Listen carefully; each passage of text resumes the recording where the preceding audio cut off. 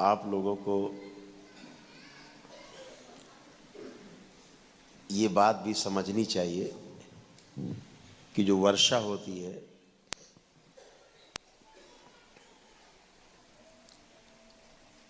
वो धरती की प्यास के अनुसार होती है। जहाँ पर धरती में जिस स्थान पर जल की आवश्यकता होती है, जल वहीं बरसता है। अब बह करके जा करके किसी जगह ज़्यादा इकट्ठा हो गया, उसे बाढ़ कहते हैं।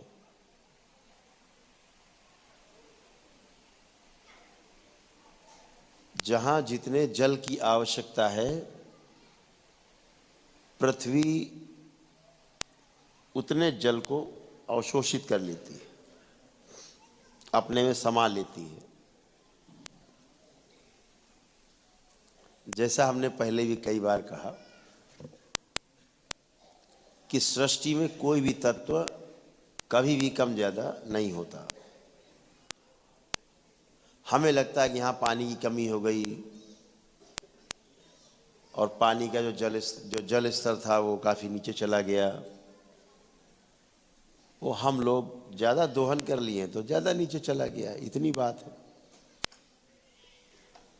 अगर दोहन नहीं करें तो जल स्तर बराबर ही बना रहेगा। तो हर जगह प्रकृति का संतुलन है। संगीता जी ने अभी जो राग छेड़ा,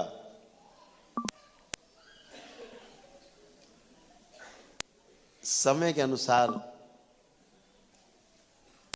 राग है।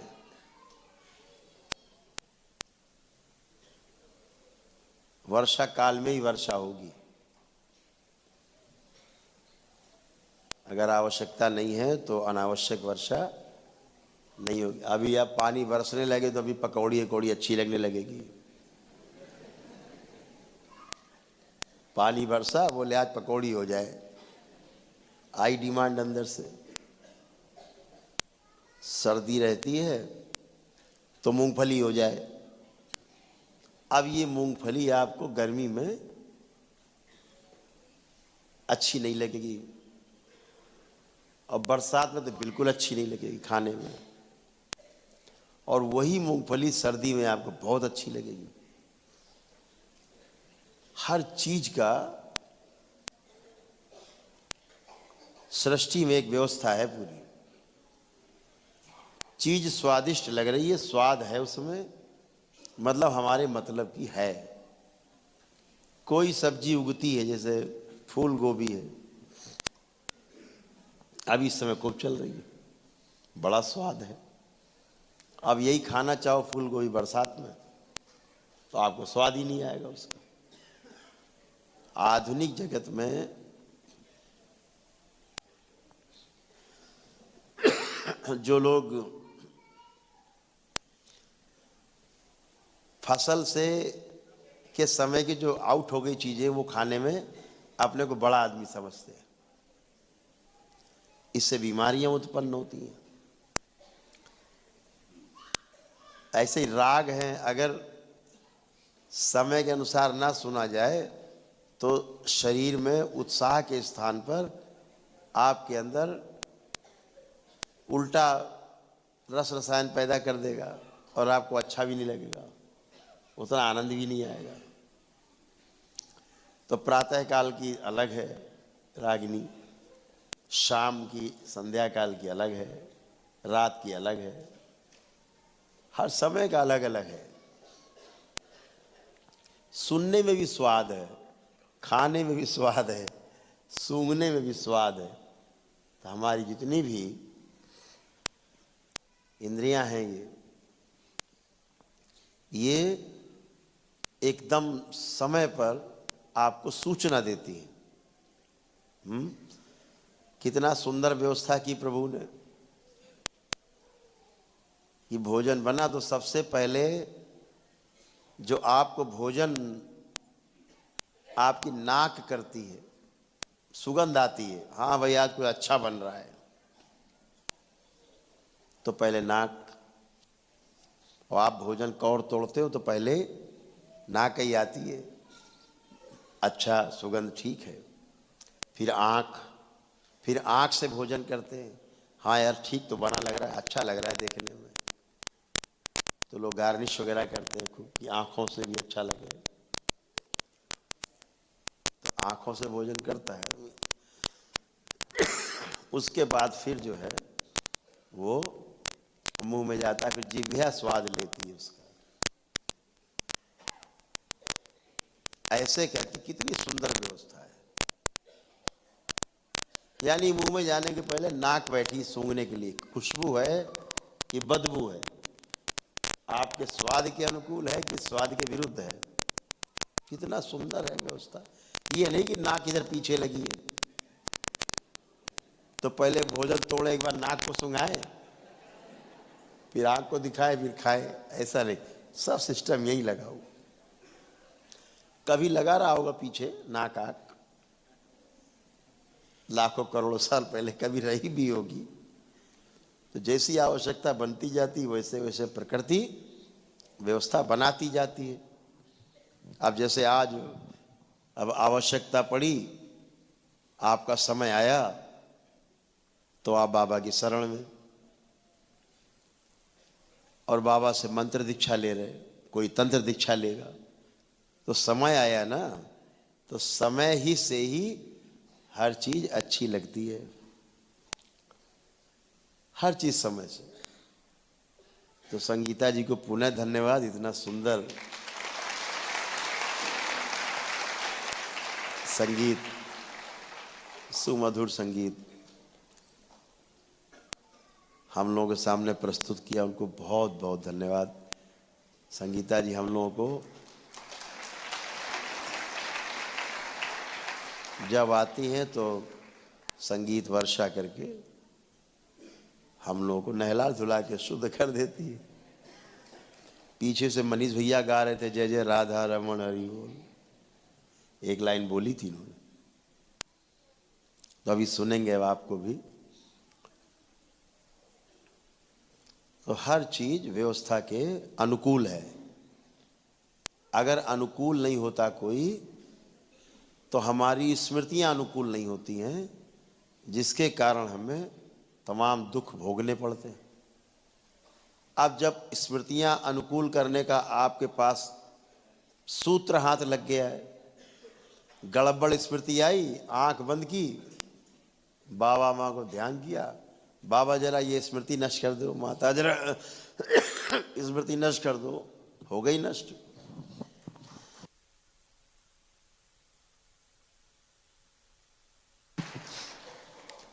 तो ये सूत्र आपके हाथ लग गया तो अब डर नहीं लगता, आने तो कौन सी स्मृति आती देख लेंगे। तो आपने जहां लगाया अंदरूनी टेलीफोन, गई स्मृति, तो भय भी नहीं बचा।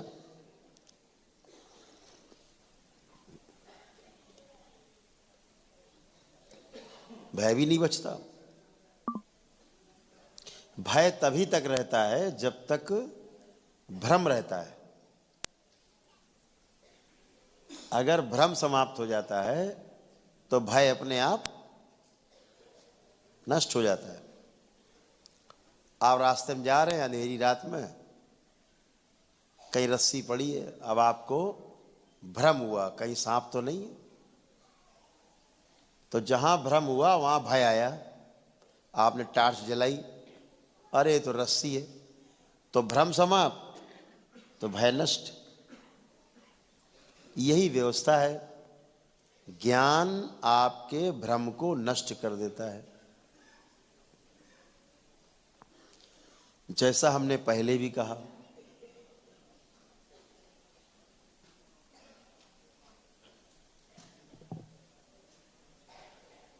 कि जिसने ब्रह्मचारी होना तय कर लिया, जो ब्रह्मचर्य का पालन करने लगता है, वह ब्रह्म में विचरण करने लायक, अर्थात पूरे ब्रह्मांड में यात्रा करने लायक, ध्यान साधना करने लायक, समाधान पाने लायक और समाधि अवस्था को उपलब्ध होने लायक बनना शुरू हो जाता है। तो ब्रह्मचर्य क्या है, अभी 2 दिन पहले हमने बताया। तो ब्रह्मचर्य क्या है, बहुत कुछ सुना होगा ब्रह्मचर्य के बारे में कि ब्रह्मचर्य का पालन करना है। तमाम तरह तरह के लोग नारे लगाते, तमाम तरह तरह की बातें करते। जिन्हें नहीं पता वो अपना हंसी मजाक में उड़ा देते हैं बातों को। नहीं पता है तो कोई गप मार दी, कोई बड़ी कठिन बात बता दिया, आपने कहा अरे बाप रे तो बड़ा खतरनाक, हम तो कर ही नहीं पाएंगे, ये तो गुरु जी कर सकते हैं, महाराज जी कर सकते हैं।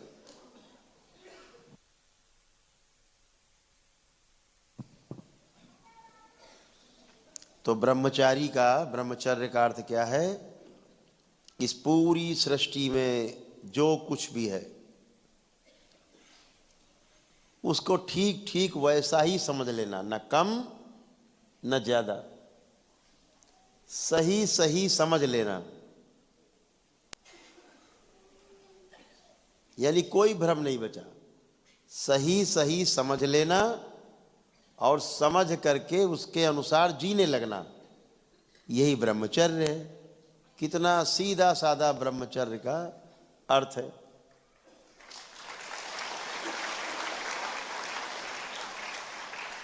इसको कुछ हमारे तथा कथित महापुरुषों ने बड़ा कठिन बना दिया। कोई कह रहा नारी से दूर रहो, नारी नरक का द्वार, तो ब्रह्मचर्य सधेगा। कोई कहता घर से भाग जाओ तो ब्रह्मचर्य सधेगा। कोई कहता एक नारी सदा ब्रह्मचारी। नाना प्रकार की कथाएं लोगों ने गढ़ी,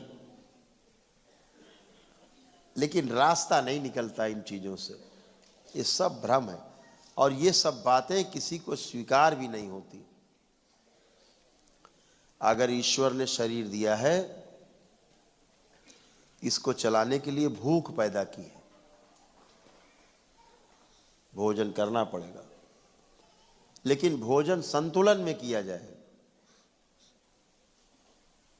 मुद्दा यह है, जल पीना ही पड़ेगा क्योंकि प्यास लगती है, लेकिन जल को संतुलन में पिया जाए। वासनाएं हैं, संतुलन में आप उनका सदुपयोग करते हैं गृहस्थ जीवन में, तो वह औषधि है। और अगर असंतुलन में, अव्यवस्था में हम कम या ज्यादा उसका दुरुपयोग करते हैं, तो फिर वो औषधि नहीं, वो जहर बन जाता है। इस सृष्टि में त्याग और भोग,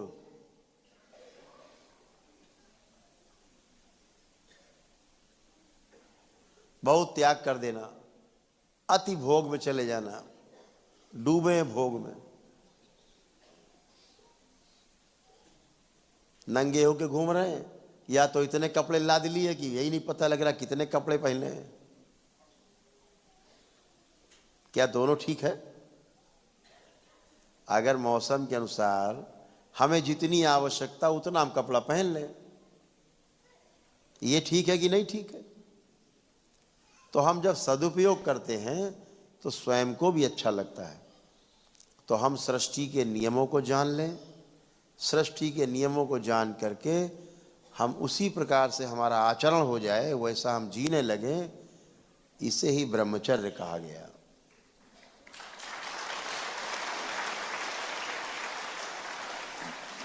दरबार के शब्दों में, बाकी तो लोगों ने बहुत लंबी लंबी व्याख्यान दिए, एकदम पापी बना दिया कि तुम तो ब्रह्मचारी हो ही नहीं सकते। इतना वर्णन कर देंगे ब्रह्मचर्य का कि आपको लगेगा आपसे बड़ा कोई पापी नहीं।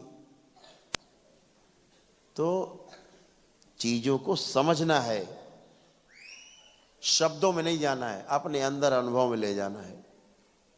आप मंत्र दीक्षा बाबा से ग्रहण करने जा रहे हैं आप लोग, एक बात हमेशा ध्यान रखो कि कोई भी सामने कोई बात कहे, उससे एक शब्द जो है जरूर बोल देना। अगर कोई कहे बिल्ली रास्ता काट गई, अब तुम्हें नहीं जाना चाहिए, रुक जाओ, तो एक शब्द जरूर उससे बोलो, क्यों?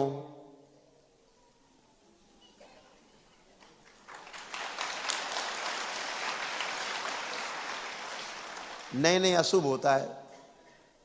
नहीं क्यों अशुभ होता है बताओ, एक्सप्लेन करो, बताओ मैं कैसे अशुभ है। तो बस बातें सीख रखी लोगों ने।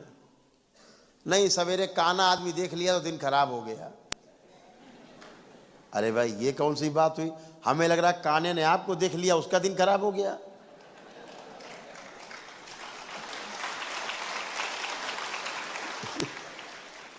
ये कौन सी बात है, किसने किसको देख लिया। आप माने हुए हैं, स्मृति बना रखी है तो जरूर आपका दिन खराब हो जाएगा। ये तो आपने स्मृति बना रखी है ना। गैया दिख जाए सुबह अच्छे काम से जा रहे हो, अब हर आदमी अच्छे काम से निकलता है चाहे दूसरे को मारने जा रहा हो।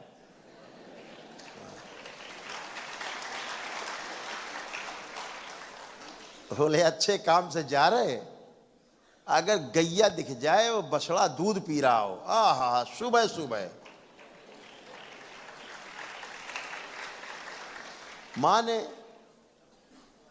अरे हम कह रहे सुअरिया दिख जाए उसका बच्चा दूध पी रहा है, वो तो माँ बच्चा है, तो भी अच्छा ही है, वो क्या अच्छा बुरा है, वो तो माँ और बच्चे के बीच का भाव है। आपने मान रखा है केवल गाय और सुअर में भेद, लेकिन सृष्टि उसको माँ और बच्चे के बीच का प्रेम देखती है।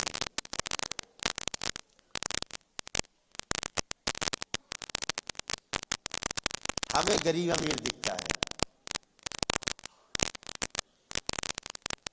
लेकिन गरीब भी अपने आप में मायने रखता है। गरीबों के बीच बैठता कहता है हमारा बैंक में खाता है, तुम्हारा है? कहते नहीं है, हमारा है, 500 रुपये हमारे अकाउंट में है। तो वहां पर भी अमीर है, अपने गरीबों में भी अमीर है। सबका अपना अपना स्टेटस है, सबका अपना अपना गरीब और अमीर होने का पैमाना है। हर आदमी ने अपना अपना स्टैंडर्ड बना रखा है। तो अपना स्टैंडर्ड कभी भी तय मत करो, पता नहीं बाबा कौन सा स्टैंडर्ड आपका तय कर दे।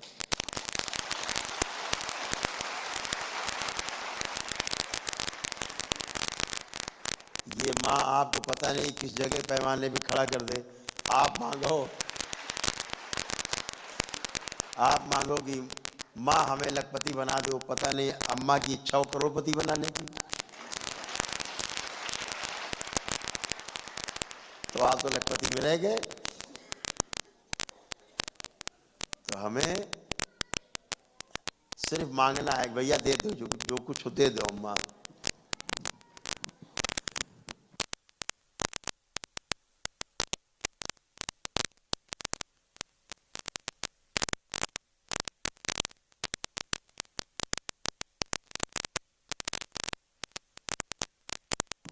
तो कितना दे दो नहीं, हमारी जरूरत पूरा कर दो बाबा।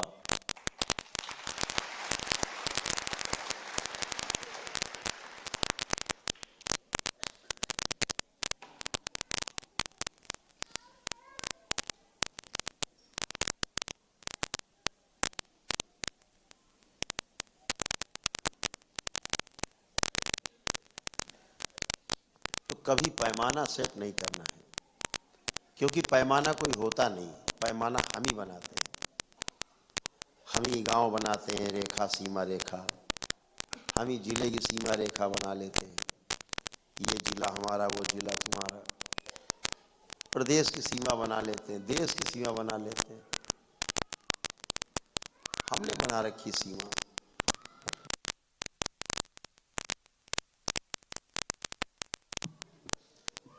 सृष्टि में सीमा नहीं है, सब कुछ एक है, सब कुछ एक में मिला हुआ है, एक साथ जुड़ा हुआ है। अलग अलग रूप में दिखता है लेकिन एक ही है।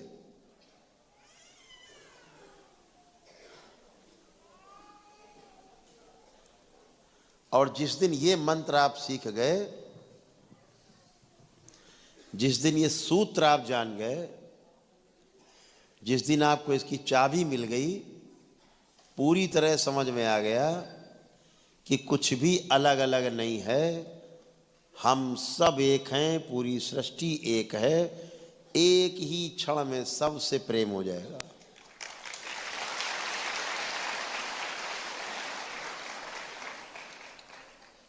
और ध्यान रखो, जिस दिन ये प्रेम की घटना घटती है उस दिन समझ लेना कि अगर बाहर प्रेम है तो अंदर ध्यान घटित हो रहा है। और ध्यान घटित हो रहा है कि नहीं हो रहा है, इसका प्रमाण चाहिए तो बाहर देख लेना सबसे प्रेम है कि नहीं है। अगर सबसे प्रेम हो रहा है, कम ज्यादा नहीं दिख रहा है, समझो अंदर ध्यान घटित हो रहा है। ध्यान का कमल खिला हुआ है, कमल खिल रहे हैं। ये पैमाना ये है सृष्टि का। प्रेम का अर्थ होता है पूर्णता में रति होना।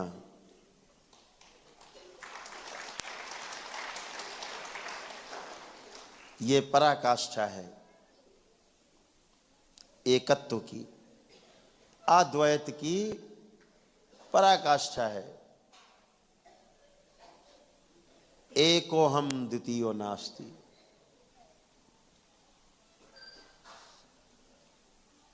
न भूतो न भविष्यति, पराकाष्ठा है। तो हमेशा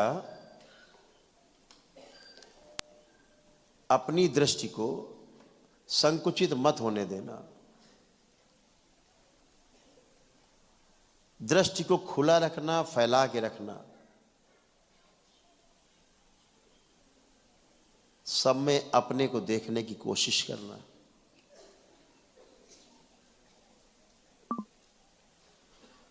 जब सब में अपने को देखने की कोशिश करोगे, एक दिन ऐसा आएगा कि आप सब में नहीं, कण कण में अपने को देखने लगोगे।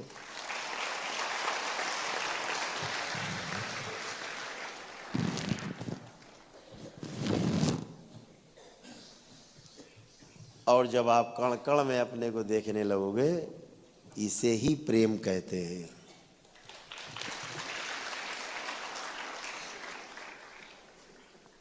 और फिर जो घटना घटित होती है, वो उस घटना की प्रतीक्षा आपको सदियों से रहती है, हजारों लाखों वर्षों से रहती है। तो इस सृष्टि में प्रेम के अतिरिक्त कुछ भी नहीं है।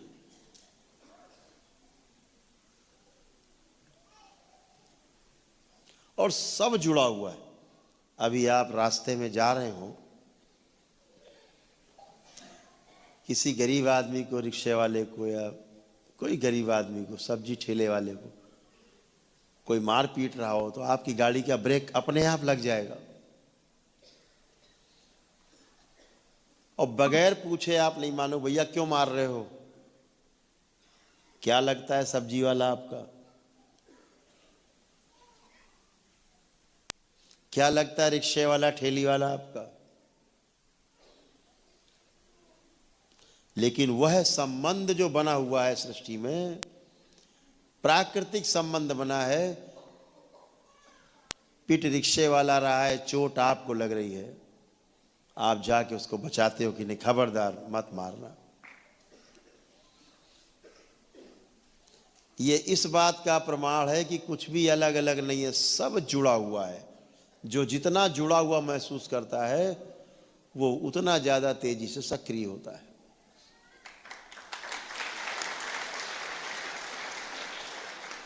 कोई एक्सीडेंट चलते फिरते रास्ते में आप लोग कहीं खड़े हो जाता देखते, दौड़ के भाग के पहुंचते हैं, उठाते हैं, देखते हैं कि लगा तो नहीं, चोट तो नहीं लगी। चोट लगी तो अस्पताल ले जाते हैं, उसकी मदद करते हैं। कौन है आपका रिश्ते में? कौन सा रिश्ता है जो आप उसको अस्पताल ले जाते हैं? कौन सा रिश्ता है जो आप भाग के पहुंचते हैं उसके पास? उसके पास पैसा नहीं होता है तो आप खर्च करके, डॉक्टर को दे करके उसका इलाज कराते हैं कि डॉक्टर साहब कुछ भी हो जाए, इसको बचाओ।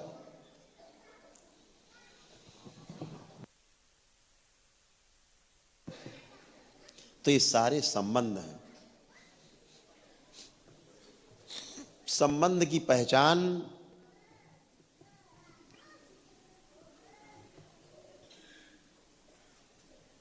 अगर हो जाए, वस्तु से आपका परिचय हो जाए, केवल उससे अपना संबंध क्लियर हो जाए, स्पष्ट हो जाए, आपको उससे प्रेम हो जाता है। आप आम का वृक्ष देखते हो, आम लगे, आपका संबंध स्पष्ट है, आम खाएंगे, टेस्टी होगा, हेल्दी होगा, अच्छा लगेगा, स्वादिष्ट है, संबंध स्पष्ट है, इससे हम जीवित रहेंगे। आप आम के वृक्ष को भी नहीं काटते, संबंध स्पष्ट हो गया, उसका पोषण करते हैं। इस सृष्टि में एक भी वस्तु, एक भी कण, एक भी तिनका बिना प्रयोजन के नहीं है। हर वस्तु प्रयोजन सहित है। केवल हमें हमारा उससे संबंध स्पष्ट ना होने के कारण हम कहते हैं अरे मतलब की नहीं है, लेकिन किसी व्यक्ति के लिए वही चीज मतलब की होती है, उसके लिए ज्यादा महत्वपूर्ण है। तो हर वस्तु मतलब की ही है, प्रयोजन के साथ में हर चीज होती है। बिना प्रयोजन के सृष्टि में जहर भी पैदा नहीं होता। अगर जहर भी पैदा हो रहा है तो प्रयोजन के साथ में पैदा हो रहा है।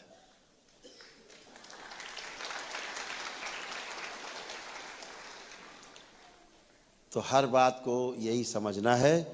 आपके सामने कोई खराब घटना भी आए तो ये समझना है कि कुछ तो है, कोई ना कोई तो प्रयोजन है इसका, उसकी समीक्षा करनी है, धैर्यपूर्वक, ध्यानपूर्वक उससे सामंजस्य बिठाना है, तालमेल बिठाना है, बाबा माँ से प्रश्न पूछना है,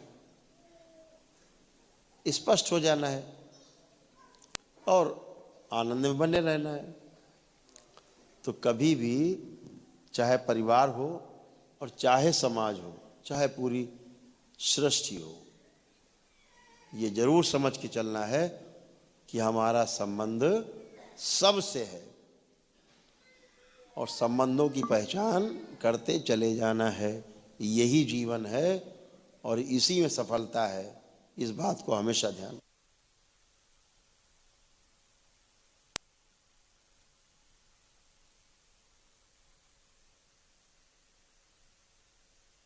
इतने संबंध आपके स्पष्ट होते चले जाएंगे, ध्यान रखना, आपका आभा मंडल, आपका ऑरा उतना विशाल होता जाएगा। जैसे सृष्टि में तमाम चीजें हैं, जितनी जानकारी आप उनके बारे में ज्यादा कर लेते हो, बढ़ा लेते हो, लोग कहते हैं अरे भाई तो बड़ा विद्वान है। ऐसे ही सृष्टि में ज्यादा से ज्यादा लोगों से, समाज में ज्यादा से ज्यादा लोगों से संबंध आपके होते हैं, ज्यादा से ज्यादा लोगों से मिलना, संगठन के माध्यम से मिलना, दरबार के माध्यम से मिलना, चाहे शंकर सेना के माध्यम से मिलना, उतना ही आप मजबूत और विशाल होते जाते हो।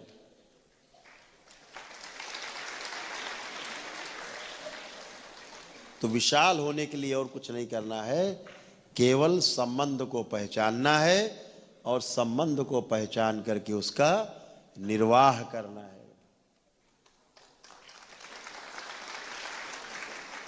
और दरबार का ऐसा मानना है कि अगर आप संबंध पहचान लेते हो तो निर्वाह अपने आप हो ही जाता है। अगर भूखा आदमी दरवाजे पे आता है, रात में पानी गिर रहा है, बरस रहा है, बिजली कड़क रही है, भीगता हुआ आदमी खड़ा है भूखा, आपको संबंध पहचान में आ जाता है, उसके आदमी के अंदर बैठा हुआ दिख जाता है, आप कहते हो दादा अंदर आ जाओ। आप उसे शरीर पोंछने को भी देते हो, खाने को भी देते हो और ओढ़ने को, सोने के लिए बिस्तर भी देते हो, क्योंकि संबंध पहचान लिया आपने तो निश्चित रूप से आपने निर्वाह करना ही होता है। यही धर्म है। तो निर्वहन अपने आप होता है, केवल घटना इतनी होनी चाहिए कि संबंध समझ में आ जाना चाहिए। अगर संबंध समझ में नहीं आया तो फिर निर्वाह करने में मुश्किल है। अगर कहीं मन में आ गया है तो लुटेरा ना हो, कहीं चोर ना हो, कहीं बदमाश ना हो, कहीं क्या मुझे शरण दे दे लूट के चला जाए, अब आप संबंध नहीं पहचान पाए तो फिर निर्वाह होने में मुश्किल होगा। तो संबंध को पहचानना है। जैसे आप बहुत बड़े पारखी हो, हमें पता है आप सब पारखी हो, दरबार का, बाबा का एक एक भक्त और एक एक शिष्य, मैं समझता हूं सबसे बड़ा पारखी आप, सबसे बड़े जौहरी हो।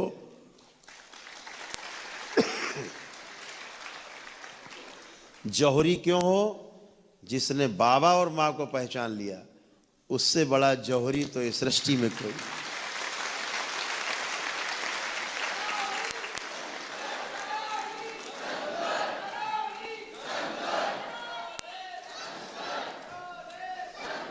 मैंने पहले भी कहा, बहुत बातें करना चाहते थे आपसे बाबा जी के जन्म दिवस पर,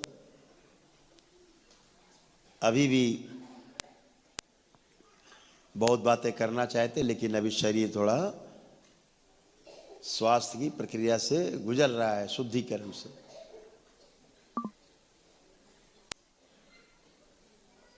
तो जैसा कि हमने स्पष्ट किया था,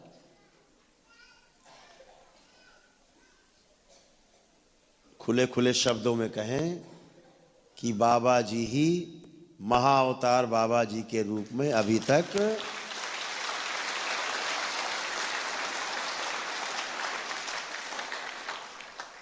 इस कालखंड में रहे हैं, जिनकी समस्त शक्तियां, अखंड शक्तियां सब दरबार में विद्यमान हैं।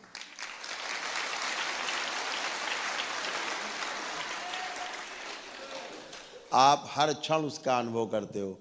केवल इतना नहीं पता था कि ये शक्तियां आ कहां से रही हैं, लेकिन शक्तियां हैं इतना जरूर पता था।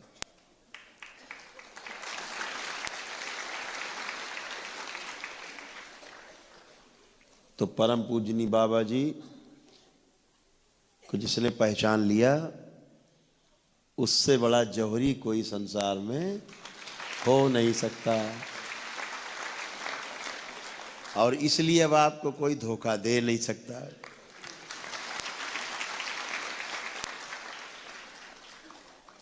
तो आप सब ऐसे ही अच्छे बने रहो, हमेशा स्वस्थ रहो, आनंद में रहो। चीजों को आगे बढ़ाना है। तो जो आप लोग सुन रहे हैं यहाँ बैठे हुए, आज जो पूर्णिमा की रात्रि में आज जो दीक्षा भी होनी है, मंत्र दीक्षा होगी, कल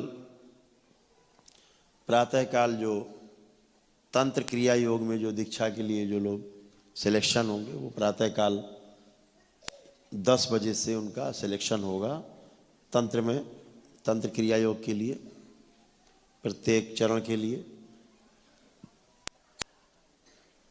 10वें लेवल के लिए भी चयन हो चुका है।